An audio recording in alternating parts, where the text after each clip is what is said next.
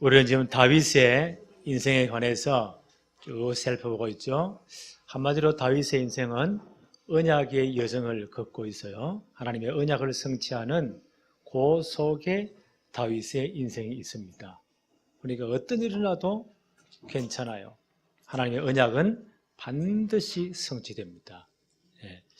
그 중에 이제 아주 다윗이 이제 통일왕국의 왕이 되었죠. 이스라엘 전체 왕이 되었어요.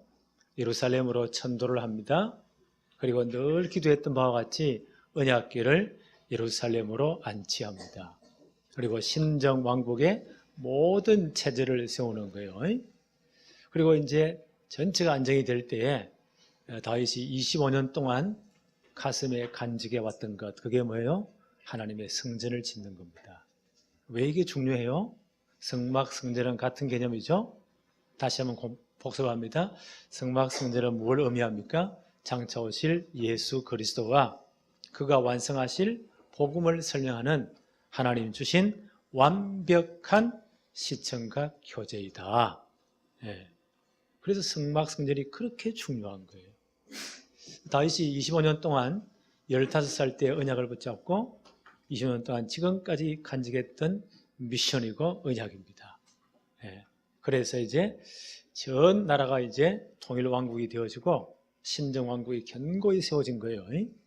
그래서 자기의 소원대로 하나님의 성전 지을 마음이 있다 라고 표현을 합니다. 근데 하나님께서 뭐라고 말씀하십니까? 내가 네 마음은 알겠는데 정말 고맙다. 그러나 먼저 내가 너를 위하여 집을 먼저 세워주겠다. 황송한 말씀을 하십니다. 그러면서 구약성경에서 굉장히 중요한 부분인 이 다윗 언약을 세워주세요. 그게 오늘 사무엘하 7장 말씀입니다. 다윗 언약 굉장히 중요합니다. 우리가 산맥이 쭉 이어질 때 멀리 산을 보잖아요. 큰 산들이 보여요. 산맥이 이어져요. 하나님의 언약의 어마어마한 줄기 산맥이 이어질 때 가장 두드러진 게 뭐예요? 아브라함 언약이에요. 창세기 12장 1절로 3절. 내가 네 지시할 땅으로 가라. 왜요? 그 땅에 창세기 3장 15절의 주인공 그리스도가 와야 되기 때문에 이 언약 붙잡고 그 땅으로 가라. 내가 너에게 복을 주겠고 내 씨로 말미암아 천하 만민이 구원받게 하겠다. 아브라함 언약이에요. 이 언약 붙잡고 아브라함이 가나안 땅 왔잖아요. 그리고 다윗 언약이 아브라함 언약만큼 중요해요. 이 다윗 언약의 핵심이 뭡니까? 내 씨로 말미암아 반드시 천하 만민을 구원할 만왕의 왕된 그리스도를 보내겠다. 너희의 왕권이 영원히 경고할 것이다. 그리스도가 오시겠다는 거예요. 그 언약을 오늘 체결해 주세요. 그 언약을 따라서 아브라함과 다윗의 자손으로 오신 예수 그리스도가 이 땅에 오신 것입니다. 그리고 십자가에서 모든 문제를 끝내시고 우리를 구원할 복음을 완성하신 거예요. 이 성경의 전체 맥이에요. 그리고 이 복음은 땅 끝까지 모든 족속에게 증거되어야만 합니다. 그제야 주님 재림하시죠? 하나님 나라가 완성될 거예요. 이게 언약의 큰 흐름이에요. 이런 산맥이 흐르는데 우리는 구약 성경에서 볼 때 굉장히 중요한 두 봉우리를 본다면 아브라함 언약, 그 다음 뭐예요? 다윗 언약을 우리는 반드시 알아야 돼요. 오늘 그 부분입니다. 1번 다윗의 중심. 다윗이 15살 때 대제사장 겸 최고의 영적 지도자 사무엘에게서 기름 부음을 받죠. 그때 사무엘이 주신 중요한 메시지입니다. 평생 언약을 주었죠. 나는 그게 시편 78편 67절로 71절이다는 확신이 있어요. 그때 메시지를 줬단 말이에요. 하나님이 에브라임 지파를 버렸다. 그때 하나님의 성막이 에브라임 지파 실로에 있었잖아요. 그러면 에브라임 지파는 너무너무 영광스러운 거예요. 거기서 피제사 드리면서 오실 메시아 그리스도 진짜 붙잡아야 돼요. 사시대를 거치면서 이 축복을 다 빼앗겨 버립니다. 성막에 전혀 관심 없습니다. 그 말은 복음에, 언약에 전혀 관심이 없단 말이에요. 그래 망할 수밖에. 나는 거기 있기 싫다. 나는 유다 지파를 택했다. 그리고 시온산을 택했다. 오늘날 예루살렘이에요. 예루살렘을 택했다. 거기에다가 하나님의 성전을 산에 높음같이 지어라. 이 일을 위해서 내가 너를 양의 우리에서 목동으로 있던 그 자리에서 너를 이스라엘의 왕으로 예선해 놓았다. 지금부터 이 준비해라. 모든 왕의 수업, 왕이 될 수업을 준비해라. 라는 언약을 주었습니다. 이때 다윗이 15살 때 언약을 딱 붙잡은 거예요. 평생 미션으로 붙잡았습니다. 그리고 25년 동안 지금까지 이 언약을 계속해서 기도해 왔죠. 언약의 여정을 걸어온 거예요. 이제 통일왕국의 왕이 되었어요. 하나님이 선택하신 예루살렘으로 천도를 했어요. 그리고 가장 먼저 뭘 합니까? 언약궤를 가지고 오는 겁니다. 지난주에 공부했죠. 사무엘하 6장 17절 18절 한번 볼까요? 여호와의 궤를 메고 들어가서 다윗이 그것을 위하여 친 장막 가운데 그 준비된 자리에 그것을 두매, 성전을 지을 자리예요. 그것을 두매 다윗이 번제와 화목제를 여호와 앞에 드렸다. 예배를 드렸다. 피사를 드렸다는 거예요. 전 백성들이 이걸 바라보면서 오신 메시아 그리스도를 바라보았겠죠. 18절 다윗이 번제 화목제를 드리기를 마치고 만군의 여호와의 이름으로 백성을 축복하였다. 이 신정 왕국의 참 왕은 하나님이심을 고백하는 거예요. 이 모든 제체제를 다 완성을 합니다. 그리고 나서 7장 봅시다. 1절 2절 사무엘하 7장 1절 2절 여호와께서 주위의 모든 원수를 무찌르사 왕으로 궁에 평안히 살게 하신 때에 왕이 선지자 나단에게 이르되 볼지어다 나는 백향목 궁에 살거늘 하나님의 궤는 휘장 가운데 있도다. 이제 나라가 견고히 세워지고 자신이 이방인들이 지어준 백향목 궁에서 다윗은요 엄청나게 왕의 권세를 누리잖아요. 근데 하나님의 궤는 아직까지 장막 가운데 있고 성전이 세워지지 않았다는 거예요. 그게 늘 내 마음에 걸린다. 3절 봅시다. 나단이 왕께 아뢰되 여호와께서 왕과 함께 계시니 마음에 있는 모든 것을 행하십시오. 하나님이 왕과 함께 하시니까 그 언약을 이제 성취할 때가 되었습니다. 그 마음에 있는 것, 성전 지을 것 실행하십시오. 라고 말씀을 합니다. 근데 그 밤에 하나님이 나단에게 말씀하시죠. 4절 한번 볼까요? 그 밤에 여호와의 말씀이 나단에게 임하여 이르시되 하나님 나단에게 말씀하시는 거예요. 뭐라고 말씀하세요? 5절 보니까 가서 내 종 다윗에게 말하기를 여호와께서 이와 같이 말씀하시되 너가 나를 위하여 내가 살 집을 건축하겠느냐. 참 고맙다 감사하다.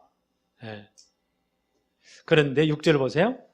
내가 이스라엘 자손을 애굽에서 인도하여 내던 날부터 오늘까지 집에 살지 아니하고 장막과 성막 안에서 다녔다. 하나님은 집에 거하지 아니하시고 장막과 성막 안에 임시거처에서 지금까지 거했다는 거예요. 출애굽 이후에 500년 지난 오늘까지 하나님은 장막과 성막 가운데 임시거처에 거했다. 이 말은 무슨 말이에요? 하나님은 안식하지 않으시고 지금도 계속 하나님의 백성들을 위해서 일하신 하나님, 하나님의 구원 사역을 지금도 진행하시는 하나님, 나는 쉬지 않고 너희들을 위해서 하나님의 구원 사역을 이루어왔다. 하나님 이런 하나님이세요. 그래서 예레미야 33장 2절에 뭐라고 말씀하십니까? 하나님 말씀하시기를 이를 행하시는 여호와, 그것을 지어 성취하는 여호와, 그 이름이 여호와라는 자가 너에게 이르노라. 너는 내가 뭐라고요? 부르짖어 기도해라. 그러면 내가 반드시 응답하겠고 네가 알지 못하는 크고 비밀할 일을 보낼 것이다. 하나님은 지금도 일하시는 하나님이십니다. 편안히 집에 쉬시는 하나님이 아니시고 지금도 하나님 백성들을 위해서 일하시는 하나님, 하나님의 언약을, 하나님의 계획을 성취하시는 하나님이시다. 예수님 뭐라고 말씀하시죠? 요한복음 5장 17절에 예수께서 그들에게 이르시되 내 아버지께서 이제까지 일하시니 나도 일한다 하시매. 예수님도 그렇게 말씀하셨어요. 하나님은 지금까지 일하신다. 그럼 나도 이 사역을 한다는 거예요. 네. 사무엘하 7장 7절 한번 볼까요? 이스라엘 자손과 더불어 다니는 모든 곳에서 내가 내 백성 이스라엘을 먹이라고 명령한 이스라엘 어느 지파들 가운데 하나에게 내가 말하기를 너희가 어찌하여 나를 위하여 백향목 집을 건축하지 아니하였느냐고 말하였느냐. 하나님이 그할 집을 지어달라고 말한 적이 있느냐. 하나님은 사람이 지은 이런 집에 거하는 분이 아니에요. 이방 우상들은요 엄청난 신들을 짓잖아요. 그 앞에다가 자기 우상들을 신상을 섬겨놓고요 하나님이 그들의 신이 거기 거한다고 하잖아요. 하나님 그런 하나님이 아니에요. 내가 언제 너희들에게 내가 그할 집을 지어달라고 말한 적이 있었더냐. 스데반 지사님은 이렇게 설교해요. 사도행전 7장 48절로 50절에 그러나 지극히 높으신 이는 하나님이시죠 손으로 지은 곳에 계시지 아니하시나니 선지자가 말한 바 주께서 이르시되 하늘은 나의 보좌요 땅은 나의 발등상이니 너희가 나를 위하여 무슨 집을 짓겠으며 나의 안식할 처소가 어디 있겠느냐. 이 모든 우주 만물이 내 손으로 지은 것이 아니냐. 하나님은 우리가 만든 그런 집에 갇혀 있는 하나님이 절대 아니시라는 거예요. 하나님은 지금도 우리를 일하시는 하나님이십니다. 바울도 아덴에서 우상 숭배가 극심한 장소죠. 거기서 설교할 때 이런 말씀을 하세요. 사도행전 17장 24절에 우주와 그 가운데 만물을 지으신 하나님께서는 천지의 주제시니 손으로 지은 전에 계시지 아니하신다. 우상 같은 그런 존재가 절대 아니라는 거예요. 그럼 하나님 어디 계십니까? 이게 문제죠. 하나님 지금 어디 계십니까? 바울의 말을 한번 우리 참고해 봐야 돼요. 디모데전서 3장 15절에 바울은 이렇게 말을 합니다. 너로 하여금 하나님의 집에서, 그럼 하나님의 집은 하나님이 계시는 곳이죠.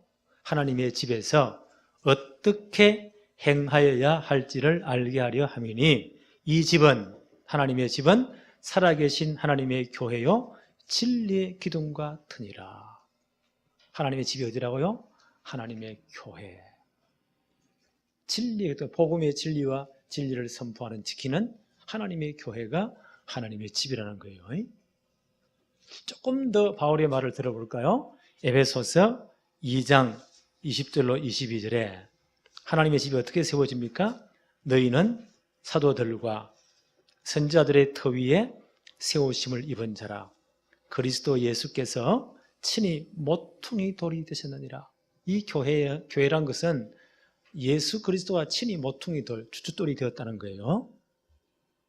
그 안에 건물마다 서로 연결하여 주 안에서 성전이 되어가고 하나님이 거하실 전이 되어가고 너희도 성령 안에서 하나님이 거하실 처소가 되기 위하여 그리스도 예수 안에서 함께 지어져 가느니라 라고 교회를 설명했어요. 하나님의 집, 하나님이 거하실 곳, 그 성전, 하나님의 집은 어떻게 지어진다고요? 사도들과 선지자들의 그 신앙 고백 위에, 그 터 위에 세워져요. 우리의 신앙 고백의 터 위에 세워지는데 주춧돌, 모퉁이돌이 누가 되었다고요? 예수 그리스도이시다. 그 안에 구원받은 우리 모든 성도들이 이 집을 이루는 건축재료가 되어가지고 서로 연결되어가지고 하나님이 거하실 성전이 되어진다. 이게 교회라는 거예요. 교회는 뭐예요? 예수 그리스도를 주로 고백한 성도들의 요 모임, 이게 교회예요. 그리스도가 주춧돌이 되어서 우리 모두가 연결되어서 하나님의 교회, 하나님의 집, 하나님이 거하실 성전이 된다는 거예요. 이해하셨습니까? 네. 그래서 바울은 고린도 전서 3장 16절에 너희가 하나님의 성전인 것과 우리 성도 한 사람 한 사람이 하나님이 거하실 성전인 것과 하나님의 성령이 너희 속에 거하시는 줄을 알지 못하느냐? 그렇죠? 하나님 어디 계세요? 지금 우리 속에 계세요. 그렇죠? 부활하신 주님이 성령으로 우리 속에 우리와 함께 계세요. 우리가 성전이에요. 네. 그리고 성도들의 모임, 이 자체가 하나님이 거하실 집이 되는 거예요. 또 바울은 말하기를 그리스도가 몸으로 비유해서요, 머리가 되어서 거기에 모든 성도가 몸의 지체로 연결되어서 그리스도의 몸을 이룬다. 이게 교회다. 네. 이해하시겠습니까? 건물이 아니에요. 성도들의 모임. 그렇죠? 네. 여기 하나님이 거하신다는 거예요. 성도들의 이 모임, 이 교회를 하나님이 집으로 삼으시고 하나님이 거하시는 성전이겠죠? 성전으로 삼으시고 여기 하나님이 거하신다는 거예요. 자, 이게 이해되세요? 건물이 아니에요. 네. 하나님 우리 가운데, 우리 교회에 여기 하나님이 거하신다는 거예요. 오늘 많은 교회들이 지역마다 모여서 성도들이 예배하겠죠? 하나님이 거기에 거하신다는 거예요. 그리고 이 지역 교회들이 언제 이제 전체 완성이 되어집니까? 이 복음이 땅 끝까지 모든 족속에 전거되고 난 다음 예수님 재림할 때 그때 하나님 나라가 완성되는 거예요. 이 땅을 불로 심판하고 영원한 하나님 나라가 완성되는 거예요. 그때 하나님의 나라, 이 교회가 완성되는 거예요. 하나님의 집이 완성되는 거예요. 천상교회가 완성되는 거예요. 그것을 요한계시록 이렇게 표현했어요. 계시록 21장 1절로 3절에 또 내가 새하늘과 새 땅을 보니 처음 하늘과 처음 땅은 없어졌고 바다도 다시 있지 않더라. 내가 봄에 거룩한 성 새 예루살렘이 하나님께로부터 하늘에서 내려오니 그 준비한 것이 신부가 남편을 위하여 단장한 것 같더라. 너무너무 아름다운 표현을 이렇게 해요. 너무너무 아름다운 성이더라. 내가 들으니 보좌에서 큰 음성이 나서 이르되 보라, 하나님의 장막이 사람과 함께 있음에 하나님이 그들과 함께 계시리니 그들은 하나님의 백성이 되고 하나님이 친히 그들과 함께 계실 것이다. 그때 하나님의 장막이 하나님 나라가 완성돼요. 그때 모든 구원받은 백성들이 천상교회에서, 그렇죠? 영원히 완성된 하나님의 나라에서 영원토록 주님과 함께 왕노릇하게 될 것입니다. 이렇게 하나님 완성되는 거예요. 그때 하나님 영원히 우리 하나님 되시고 우리 하나님의 백성이 되고 거기서 우리가 하나님과 주님과 함께 영원토록 왕노릇하는 나라, 그 나라가 완성될 거예요. 언제요? 주님 재림할 때. 언제 주님 재림하세요? 복음이 땅 끝까지 모든 족속에 증거된 후에 주님은 재림하십니다. 그리고 이 나라가 완성됩니다. 그래서 이 땅에 사는 우리에게 주신 가장 큰 명령이 뭐죠? 그러므로 너희는 모든 족속으로 제자를 삼아라. 아버지와 아들과 성령의 이름으로 세례를 줘라. 내가 너희에 분부한 모든 것, 이 전도자의 사명을 가르쳐 지키게 만들어라. 요 속에 있는 것이 언약의 여정이에요. 우리는 요 축복 속에 있어요. 자, 이제 전체 설명을 다 했어요.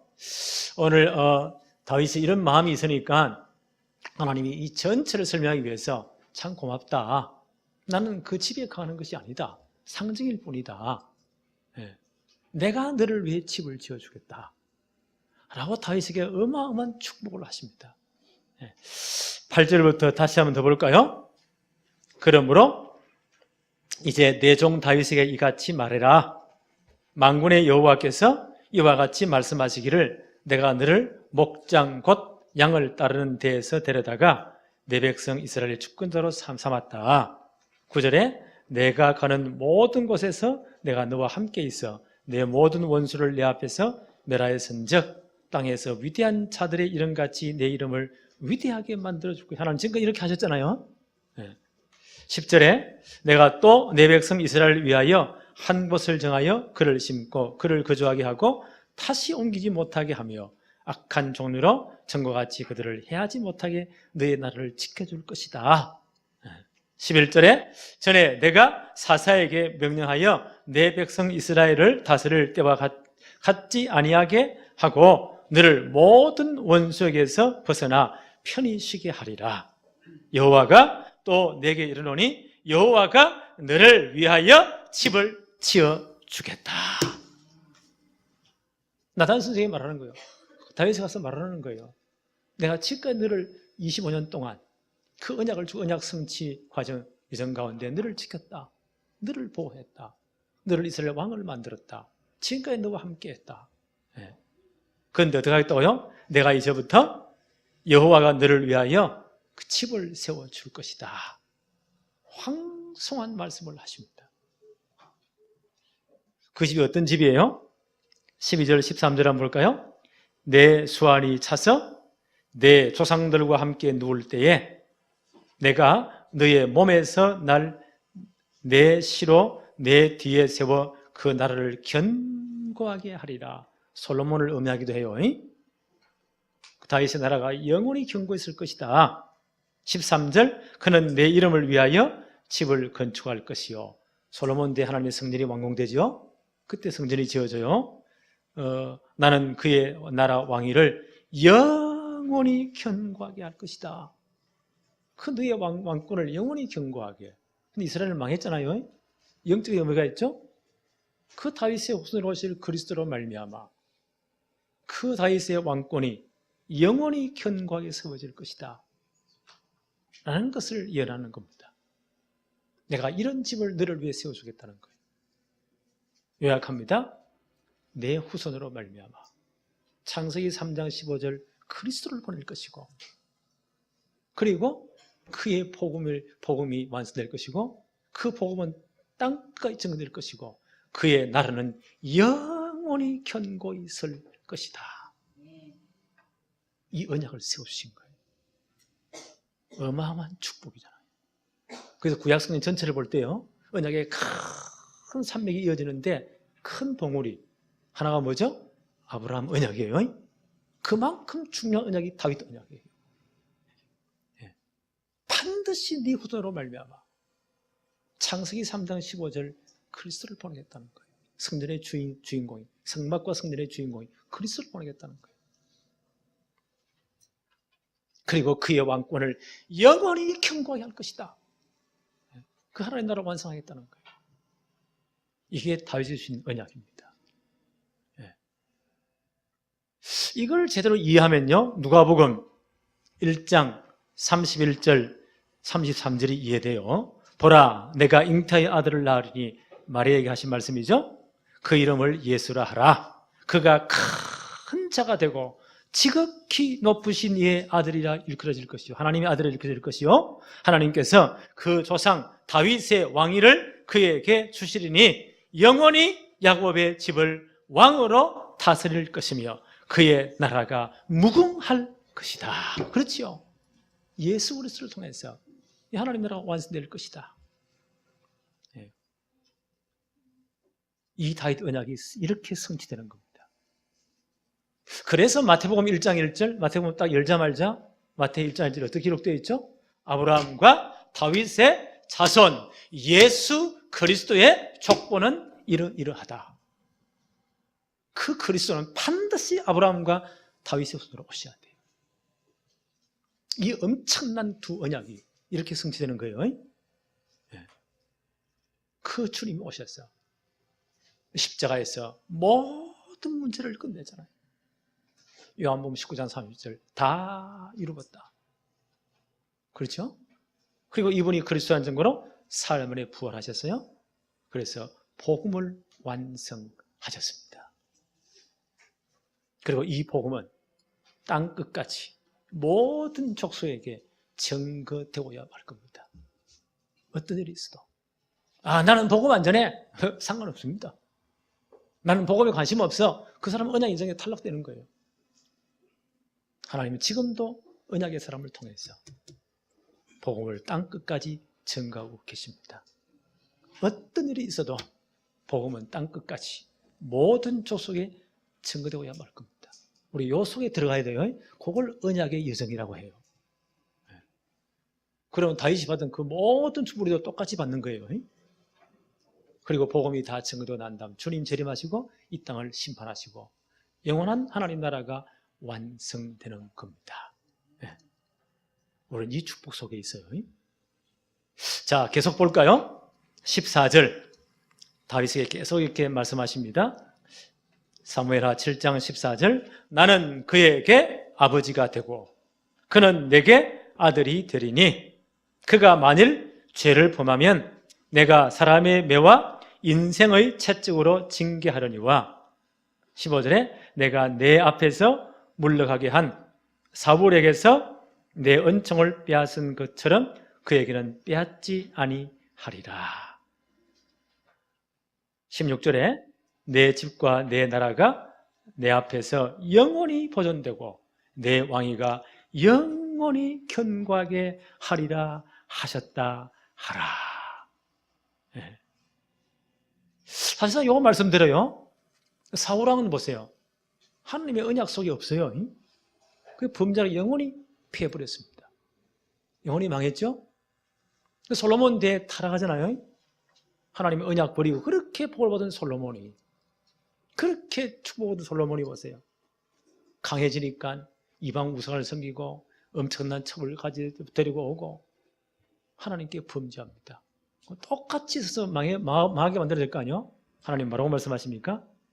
그때는 내가 사람의 매와 인생 채찍으로 징계하겠다. 사울의 흥까지 하지 않겠다. 그게 다 빼앗지는 않겠다. 솔로몬이 다 빼앗지 않았어요. 그 솔로몬 이후에 나라가 반 쪼개지는 거예요. 북쪽 이스라엘, 남쪽 유다. 그렇죠? 그리고 그 유다 나라를 통해서 뭐요? 그리스도의 계보가 이어지도록 계속 메시아 계보가 이어지게 왕의 혈통이 이어지도록 하게 하신 거예요. 하나님 절대 망하지 않게 합니다. 그리스도의 계보를 이어지게 합니다. 그리고 구약의 모든 백성들도요, 다윗 언약 때문에 구원받은 거예요. 바울이 이런 설명해요. 좀 어렵습니다. 그러나 한번 읽어보겠습니다.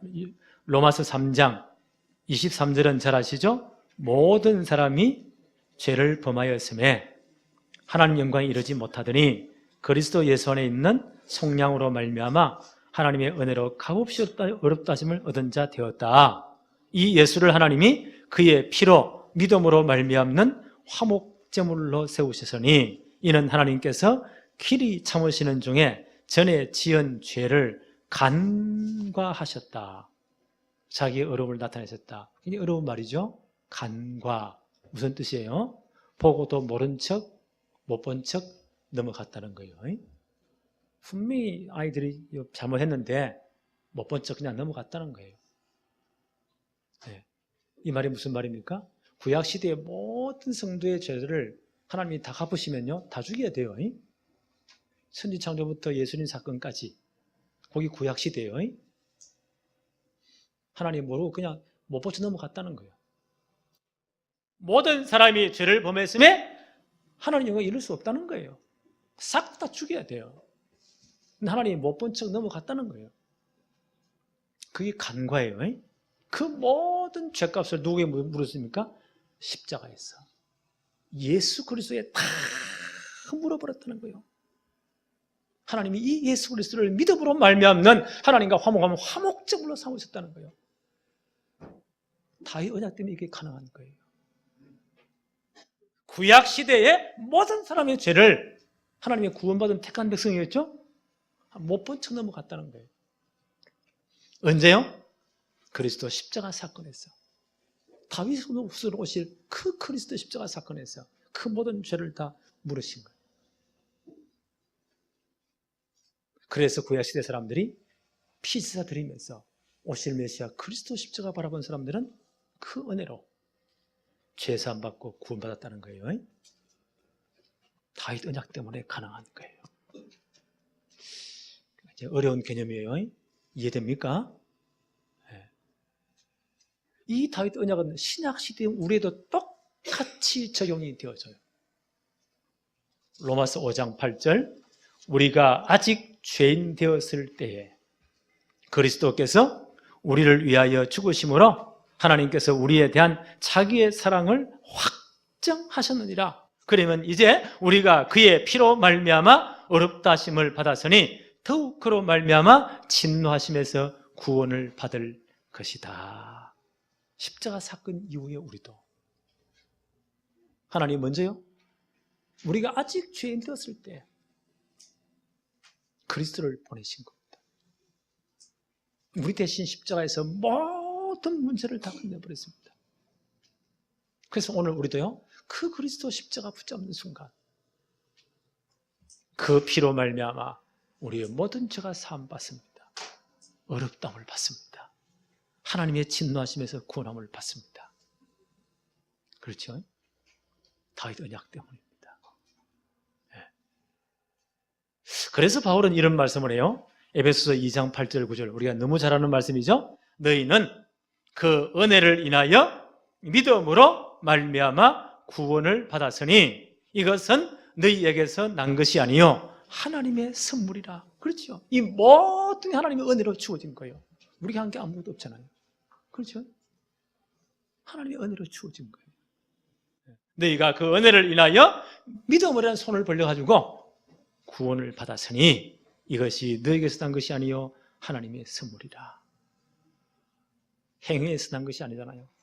누구든지 자랑치 못하게 하려 함이라. 이게 복음입니다. 네.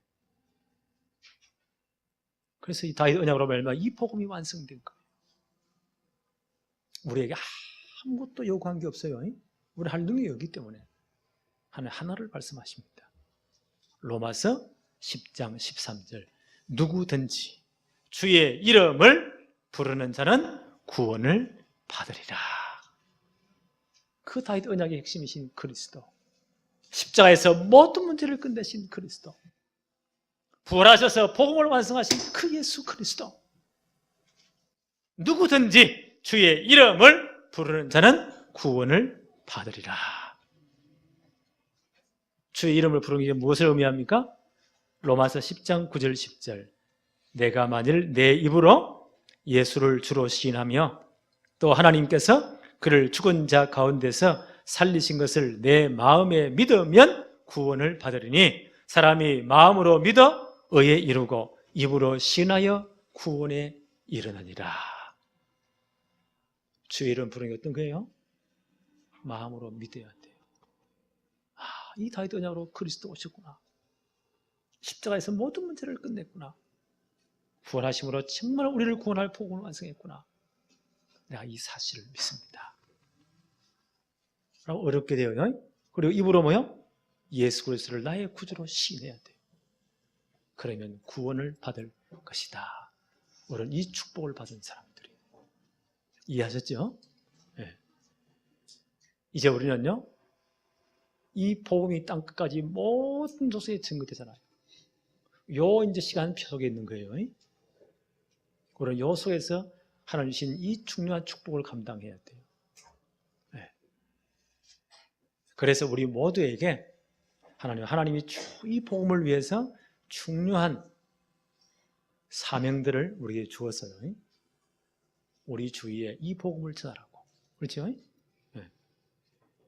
예수님 부활하셔서 마지막 명령이 뭐죠? 하늘 땅 모든 권세를 내게 주었다. 그러고 너희는 가서 모든 족속으로 자를 삼아가지고 아버지와 아들과 성령으로 세례를 주고 내가 너희 분바 모든 것 가르쳐 지키게 만들어라. 전도자의 삶을 살도록 만들어라. 이 일을 할 때 볼지어다 내가 세상 끝날까지 너희와 항상 함께 있을 것이다. 하나님은 지금도 이 일을 하십니다. 그래서 빌립보 1장 6절에 너희 안에서 착한 일을 시작하신 이가 그리스도 예수의 날까지 이루실 줄을 우리가 확신하노라. 그렇죠? 하나님 우리를 지금도 언약의 인생을 살게 하십니다. 지금도 전도의 삶을 살게 하십니다. 주님 재림하는 그날까지 하나님은 이 일을 이루어 가실 것입니다. 그렇죠? 우리는 이 축복을 누려야 돼요. 네. 그래서 우리 이 땅에 있는 동안 하나님이 내게 진짜 원하시는 것이 무엇일까? 그걸 늘 분별해야 돼요. 하나님의 교회, 하나님의 뜻. 네. 이제 2019년도가 시작되었어요.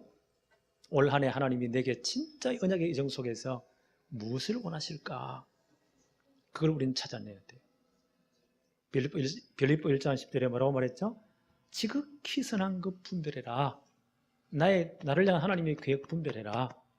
우리 교회를 향한 하나님의 뜻, 우리 개인을 향한 하나님의 계획을 제대로 붙잡아라. 예. 올 한 해 딱 붙잡으시기 바랍니다. 이제 오늘 1월달 마지막 주일이에요. 예. 그래서 올 한 해 동안 정말 우리가 렘넌트 성공 시대를 위해서 나는 하나님의 계획이 뭘까? 딱 붙잡으세요. 하나님의 절대적 계획이 뭘까? 나만 할 수 있는, 내가 할 수 있는 일이 무엇일까? 큰 거 찾지 마세요. 작은 거. 나만이 할 수 있는 것. 내가 꼭 해야 되는 것. 뭘까? 찾아보세요. 진짜 렘넌트 성공 시대를 위해서. 우리 주위에 정말 복음 전도를 위해서 내가 할 수 있는 작은 것이 무엇일까? 그거 찾아내라는 거예요. 어떻게 찾습니까? 기도해 보세요. 기도할 때 어떻게 하신다고요? 너희 마음과 생각을 지키시리라. 우리가 조금 기도하면 우리 마음, 우리의 감정이에요. 우리 생각, 지각이에요. 모든 걸 지켜 하나님 깨닫게 하시고 찾게 하십니다. 거창한 거 절대 아니에요. 이걸 다 하나씩 다 찾으세요. 그리고 옛날에 냈던 거 예틀을 다 깨세요. 세트를 딱 그렸다고 만드세요. 올 한 해 동안 진짜 하나님의 계획을 이루는 언약의 여정의 삶을 사는 이런 축복이 있기를 바랍니다. 하나님 아버지 감사합니다. 오늘도 최고의 날을 하나님이 허락하셔서 예배의 축복을 누리게 하시며 오늘 다윗 언약의 이 엄청난 축복들을 확인하게 하심을 감사합니다. 그리고 우리가 이 복음 속에 거하게 하심을 감사합니다.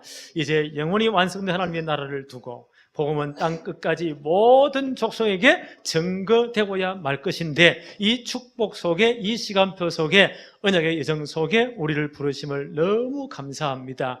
우리 교회 주신 렘넌트 성공 시대를 반드시 이룰 수 있도록 하나님이 복을 내려 주옵시며 이들을 통하여 앞으로 237 나라 복음하는 모든 문들을 하나님이 열어 주옵소서. 여기에 우리 인생이 쓰임받게 하옵시며 이 속에 우리의 모든 학업, 사업, 생업이 복을 받도록 역사하여 주옵소서. 올 한 해 동안 정말 하나님이 나에게 향하신 우리 가정과 우리 교회에 향하신 하나님의 계획 진짜 붙잡고 승리하도록 언약의 여정을 갈 수 있도록 축복해 주옵소서. 옛날에 모든 잘못된 틀을 다 깨뜨리고 새로운 그릇 준비하며 새 틀을 갖추도록 축복해 주옵소서. 예수님의 이름으로 기도합니다. 아멘.